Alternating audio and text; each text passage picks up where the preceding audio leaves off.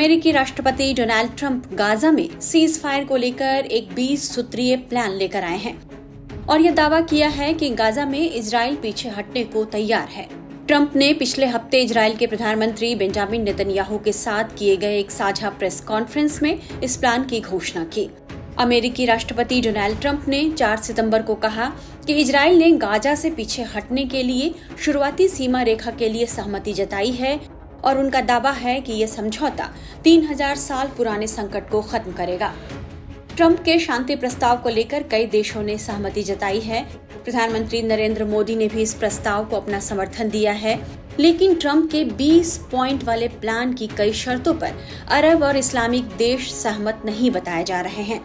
वहीं पाकिस्तान में गाजा पर ट्रंप के शांति प्रस्ताव को लेकर आम सहमति बनती नजर नहीं आ रही है। पाकिस्तान के उप प्रधानमंत्री और विदेश मंत्री इशाक डार ने ट्रंप के प्रस्ताव के विरोध में संसद में बयान दिया है। इससे पहले पीएम शहबाज शरीफ ट्रंप के इस प्रस्ताव के लिए उन्हें शुक्रिया तक कह चुके हैं, लेकिन इशाक डार ने जो कुछ भी कहा है उससे पाकिस्तान के पलटी मारने का रवैया एक बार फिर से जाहिर हुआ है। जबकि ट्रंप ने पाकिस्तान के प्रधानमंत्री शहबाज शरीफ और सेना प्रमुख फील्ड मार्शल आसिम मुनीर से व्हाइट हाउस में मुलाकात के बाद ही इस गाजा प्रस्ताव को पेश किया। पाकिस्तान के पीएम शहबाज शरीफ ने ट्रंप के गाजा सीज फायर प्लान को लेकर एक्स पर पोस्ट करके ये उम्मीद जताई कि पश्चिम एशिया में पिछले 2 साल से जारी त्रासदी पर रोक लगाई जा सकेगी। उन्होंने इस पर कई पोस्ट लिखे और ये लिखा कि मुझे ये विश्वास है कि इस क्षेत्र में राजनीतिक स्थिरता और आर्थिक विकास लाने के लिए फिलिस्तीनी लोगों और इजराइल के बीच टिकाऊ शांति आवश्यक होगी। हालांकि शहबाज शरीफ के समर्थन देने के बाद पाकिस्तान अब इससे मुकर रहा है। पाकिस्तान के उप प्रधानमंत्री और विदेश मंत्री इशाक डार ने संसद में कहा है कि इस प्रस्ताव में वे बातें नहीं हैं जो ट्रंप ने मुस्लिम देशों के नेताओं को न्यूयॉर्क में 22 सितंबर को वार्ता में बताई थी और प्रस्ताव का मसौदा दिखाया था। डार ने क्या कुछ कहा है, ये सुनिए। उस मसौदे में इजरायली सेना की गाजा से पूर्ण वापसी की शर्त थी, जबकि ट्रंप की योजना में सेना की चरणबद्ध वापसी की बात है, लेकिन उसके लिए कोई समय निर्धारित नहीं किया गया है।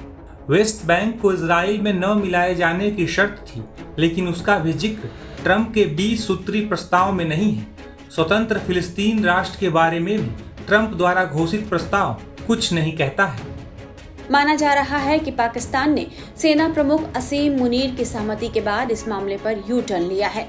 वहीं विशेषज्ञों का मानना है कि पाकिस्तान ने यह कदम घरेलू राजनीतिक और धार्मिक दबाव को ध्यान में रखकर उठाया है। मीडिया रिपोर्ट्स के मुताबिक पाकिस्तान के प्रधानमंत्री का इस प्लान का समर्थन करने के बाद वहां विरोध बढ़ गया है। जब देश में विरोध शुरू हुआ तो पाकिस्तान ने यह कहना शुरू किया कि मुस्लिम देशों के समक्ष जो गाजा प्लान पेश किया गया था वो ट्रंप के प्लान से अलग है।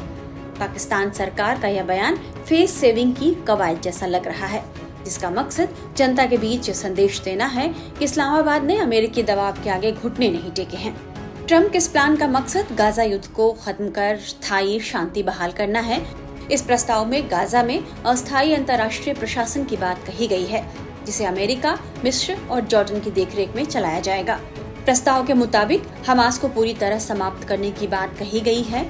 साथ ही समूह के जो लोग शांतिपूर्ण तरीके से साथ रहने और हथियार छोड़ने को तैयार होंगे उन्हें माफी दी जाएगी और बाकी लोगों को निर्वासित कर दिया जाएगा।